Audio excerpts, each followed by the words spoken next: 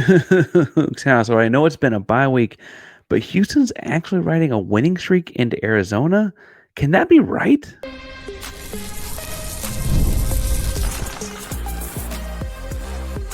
You are Locked On Cougs, your daily podcast on the Houston Cougars, part of the Locked On Podcast Network, your team every day. Welcome to Locked On Cougs, daily podcast about your Houston Cougars. I'm your host, Houston-born teacher and coach Parker Ainsworth. And whether you're a Houston fan or just a hater who came to stop by, thank you for making Locked On Cougs your first, second. At this point, it might be a couple shows after you listen to, third, an episode you listened to today. I appreciate talking to you on your way to work every morning, but whatever you listen to us, thank you for it. If you want to join the conversation, but don't just say, tell us in the comments down below if you've made it out to Tucson. What's this deal about dry heat? That can't be. That's not real, right? Today's show is brought to you by FanDuel, America's #1 sports book. More on that fun later. We're going to talk some about Houston getting ready for Arizona. It's been a busy week. Basketball games and recruitments, Big 12 squad. We got to talk to the folks over at Two Grads. Got to talk to Mir and Fader again. All kinds of stuff going on. Lots of content coming at your way from Locked On Cougs every single day. And we'll be live after the football game tonight. But before that game, we got to talk some about how it's going to go. We'll talk about expectations I've got, this idea of desperation for the Wildcats of Arizona, and what the three key things to the game for me are. Now, Houston heads into Arizona. Arizona's 1-5 in conference play this year, which is, and a word bad, but they were also very highly touted in the preseason, and it kind of feels like it could be Kansas. In both instances, Houston was coming off of a win.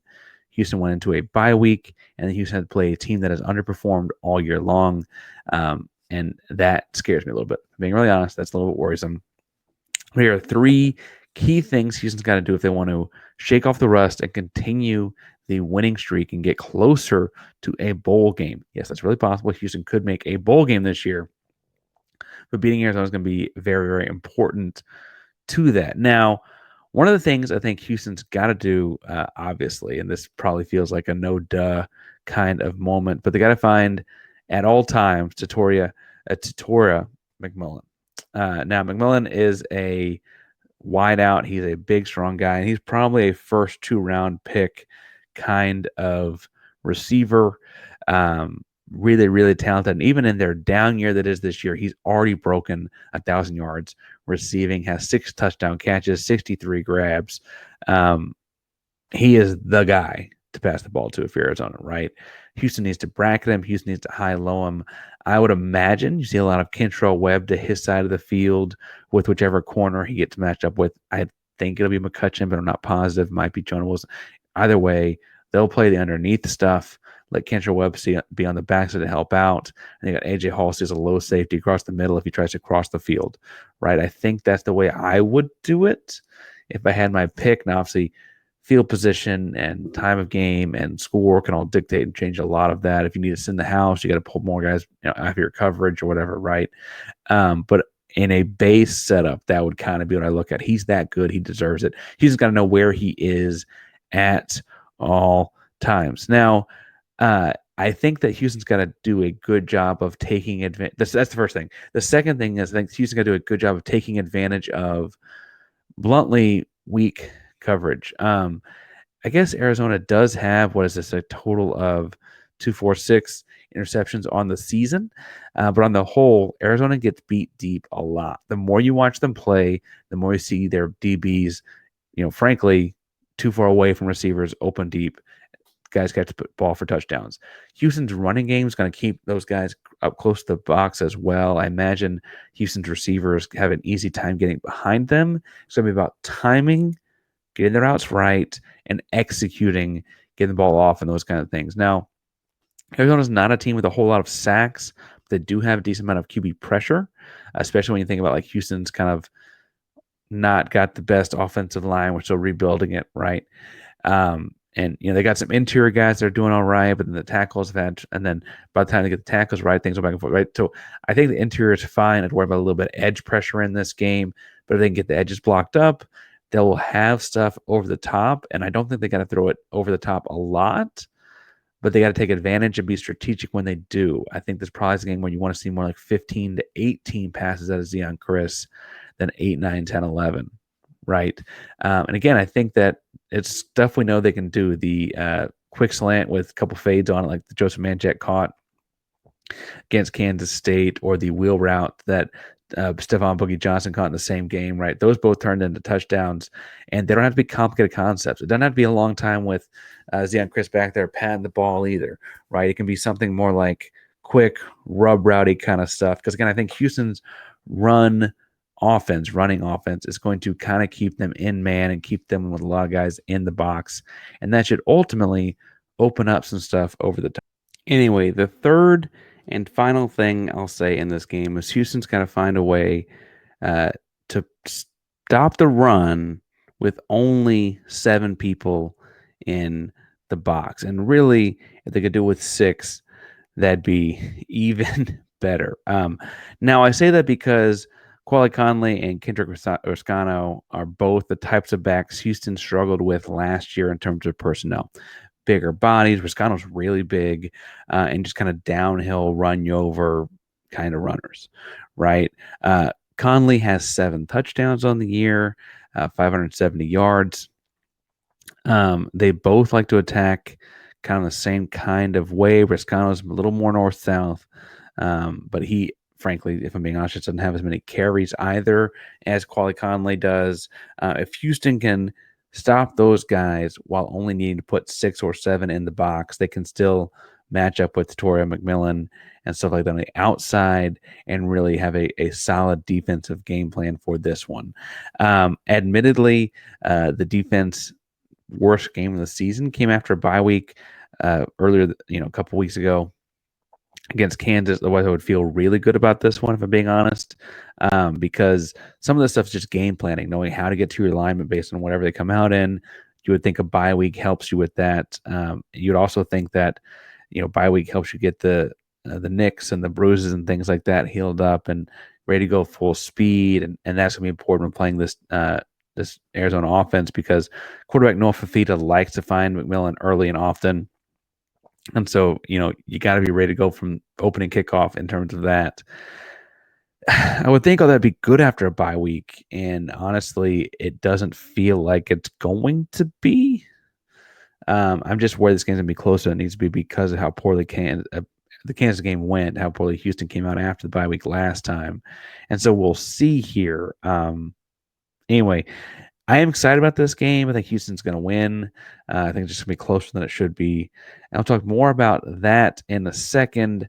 But first, I want to tell you about our new buddies over at Omaha Steaks, because nothing delivers comfort and joy quite like the unrivaled quality and taste of Omaha Steaks. This year, you can skip on the holiday hustle and bustle and save 50% off of gourmet gifts site-wide at omahasteaks.com. Plus, you get a $30 reward card when you shop early and score an extra $30 off with promo code COLLEGE.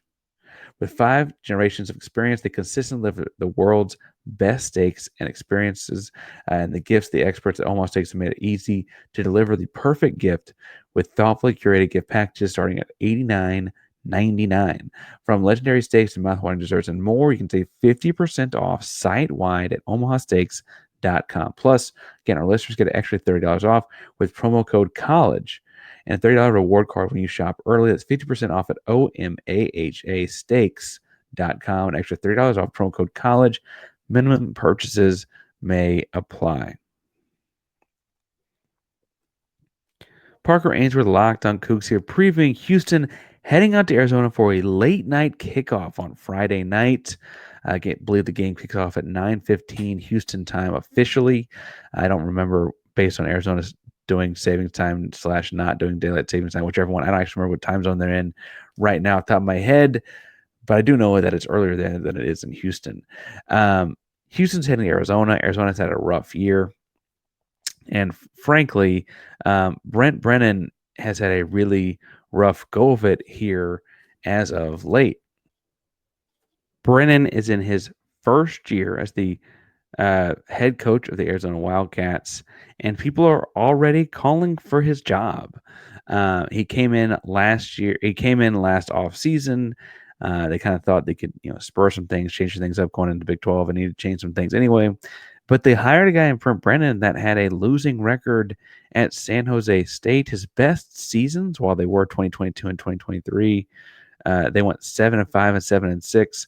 I guess technically they had a better season when they went 7-1 in the pandemic COVID season in 2020. But I think if you look at their schedule, it's more of a function of the schedule that they ended up playing that year. A bunch of smaller schools from out west because of who was and wasn't playing football. Not sure what this hire was made for, especially they're already looking to get off of it based on win-loss and stuff like that. But they were predicted to be a top 4 or 5 team in the Big 12. And again, they have just the one conference victory. And frankly, at the time, it felt like a big win over Utah. But now, Utah themselves have only one conference victory and are also extremely disappointing. So it's kind of hard to get a read on if this team can be very good. I do think they've got talent. I think they got a pro wide receiver. Then they got a few other guys that'll have shots, like the running backs, Conley and stuff like that. But on the whole, I wanted to bring this part up that their coach being kind of in a desperate spot because they're also, for what it's worth, in a rebuild of sorts. They're also coming off of a bye week. And I imagine that a lot of those players on the team that, either recruited by Brent Brennan or, opted to stay in the modern college football world, you got to opt to stay in and play for guys with the transfer portal option, stuff like that. Opted to stay in and play for Brent Brennan, are going through a rebuild and don't want to completely start over, whatever the case may be. I imagine you get a reinvigorated Arizona on Friday night. It's Friday night chaos there. It's Pac-12 after dark kind of vibes, even though they're not in the Pac-12 anymore, obviously. I think this is setting up for the kind of game that could have a lot of mojo that leans towards Arizona. And frankly, that's making me as hesitant as anything about this one, right? I think Houston wins. Don't get me wrong. Get the expectations in a second. But the desperation of the Arizona Wildcats playing for a coach that feels like he's already on the chopping block could lead to pulling out all the stops, double reverse passes, the tricky kickoff returns, sending an all-out blitz on 3rd and short because why not? You're getting fired anyway. All of those kinds of things, I think, are on the table here for Arizona.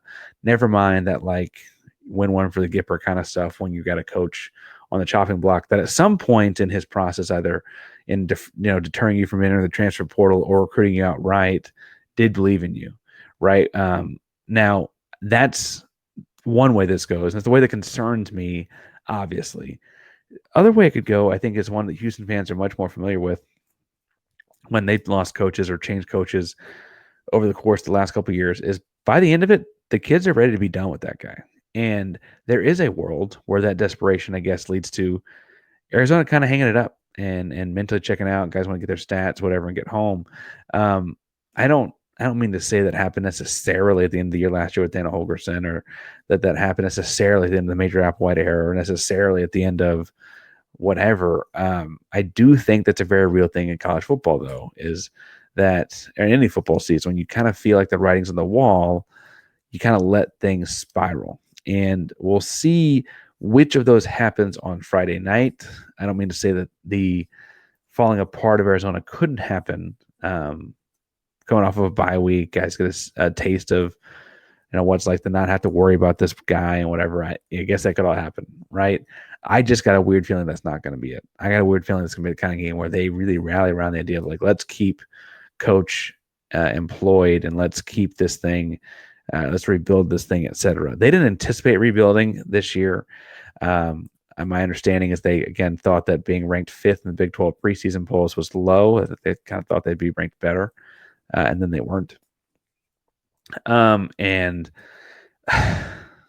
anyway, honestly, I worry that the bye week's going to do them a lot more good than it does us. Now, for what it's worth, when I look at them on their bye weeks, if I look earlier in the season, make sure I got this right, their one conference win against Utah was at Utah, and it was after a bye week. It was also a late night game.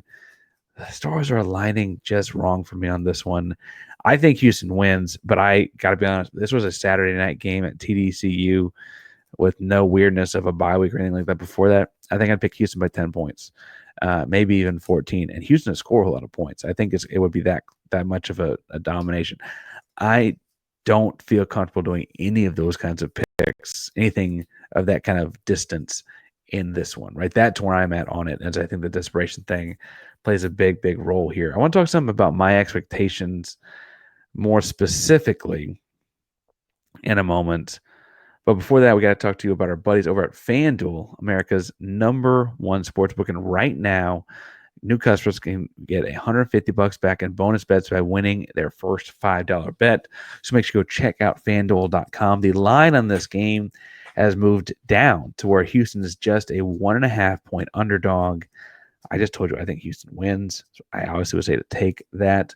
But whatever you feel, you got a hunch for anything, check out the latest stats and play-by-play in the same app you place your bets. Visit FanDuel.com. Join today. Get started with $150 back in bonus bets if you win your first $5 bet. That's FanDuel.com. Never waste a hunch. Make every moment more with FanDuel, America's #1 sportsbook and official sportsbook partner of the NFL. Parker Andrew Locked on Cougs here, breaking down expectations going into Houston and Arizona on Friday night late. Now, I want to remind you, we will be live after the game, even if that's at like 1 a.m. And I don't need it to be at like 1 a.m., but we'll be live after the game. As I look at this one, I think what's going to happen is Houston's going to get kind of run over early. Arizona's going to have the crowd. It's going to be a night game. Get to have fun all day. Again, the win one for the Gipper thing, I think, is going to be very much there, where you're trying to like win that last game for the coach and whatever. Try and get him not fired. I think those are all in play. I think that all happens. And so suddenly, I should also stress, the last time Arizona played football, they lost to UCF 56-12, and UCF runs the ball. So that's like running down their throat for 56 points. I would imagine some save face, let's not get embarrassed again, defensive effort comes out of this one as well from Arizona. Okay. So with all that, what I see then happening is over the course of the game, Houston's defense keeps it to like a 2-score game.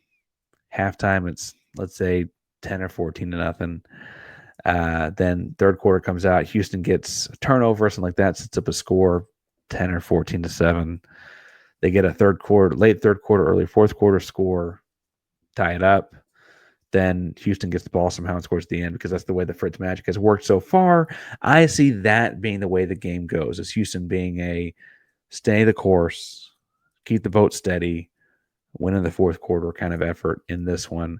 I will say, if I saw this game happening at TDCU, I'd say closer to the 30-14, 30 to maybe 12, right? We saw Houston put up a lot of the same kind of effort against TCU, and I'd say TCU is better than this Arizona team, right? And that was in Fort Worth. I feel like Zion Chris is going to throw touchdown passes again, plural.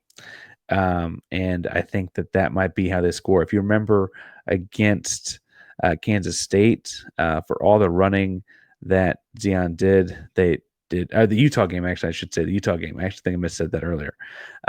For all the great running game they've got going, they scored through the air, right? And so I feel like you're going to see something similar in this one, where you're going to have most of Houston's offense being on the ground, but the big plays are going to come from that incorporated passing play that, bluntly, Arizona does not see coming. I would imagine you see Joseph Manjack on the receiving end of one of those. I'm calling expectations out. I also think, for what's worth, that Zach Chris can have a pretty good day running the football. If you're looking for a film to watch during the day today, because you got the game to watch tonight, like what does Arizona look like? And you watch them play against UCF, you'll notice that UCF had over 300 rushing yards in the game, but they also had almost 300 passing yards on just 20 completions. That's 600 yards of offense for those keeping track at home. As far as what UCF will do well, though, RJ Harvey added up for 184 yards rushing, right? That's not the first 100-yard rusher, but that was almost 200 yards for RJ Harvey against Arizona. That's not the first 100-yard rusher Arizona's given up, but RJ Harvey had almost 200. And so I feel fairly confident in saying that that Houston can run the ball on these guys. Now, obviously, part of that is all the attempts. UCF ran the ball 44 times. Not the first time that Arizona's had someone run the ball down their throats. Like West Virginia ran it 40 times. Kansas State ran it 41 times. Both teams had a lot of success doing that. West Virginia won a close one and was still able to run the ball effectively throughout the whole contest. And I say all that to say that I think Houston is only the underdog they are. It's a really small underdog at this point because it's in Arizona. And for better or worse, that's just the cards are dealt here, I guess. But I got Houston winning this one. I got Dan Chris doing some fun things with legs. I imagine the running back that plays the best in this, given the style of defense that they're playing, is probably Rashawn Stanford as opposed to Stacey Sneed or DJ Butler had a really good showing actually last time he was out there, or Jermaine Burnett. Or I think this is more of a Rashawn Stanford kind of game. Whatever the case may be, we're going to be breaking it down live after the game. So make sure you subscribe and hit the bell so you know when we're live. And we'll be talking about it with some caffeine in hand late at night. Locked on Cougs, primarily Locked On Podcast Network. That means your team every day. Go Cougs.